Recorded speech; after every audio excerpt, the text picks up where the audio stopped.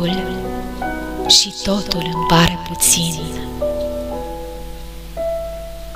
Nu știa cum îl cheamă, de unde vine.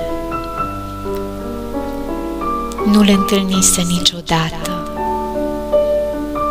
dar necunoscut venea parcă din ea, ca un vers de care ți-aduci aminte, avându-l pe buze înainte de a ști unde l-ai auzit. Ionel Teodorean.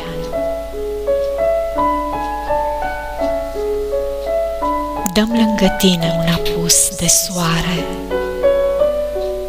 să-ți construiesc pe corp cu fantezie castele de nisip și un țărm de mare, culori din curcubeu, din poezie. Să-ți desenez un isp către lagună, iar coapsele ca două continente le voi uni să fie împreună și să vibreze în valuri coerente. Dă-mi lângă tine nopți cu perseide, ori clipe verzi pe țărmul mării moarte, și vom renaște în zori din crisalide, ca fluturii sub felinare sparte. Vino, iubite, în vise să ne ascundem, lăsând în urmă iarna care vine. Trupuri de foc să ne întrepătrundem, când ești absent să te găsesc în mine.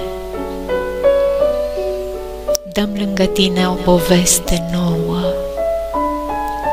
fă-mă să cred într-o minune veche. Învinge-mă încet și atunci când plouă, fii pasiunea vie, nepereche, ce-mi invadează firava văptură, cutremurându-mi trupul de plăcere. Că poate, între dragoste și ură, e un singur pas sau doar o mângâiere.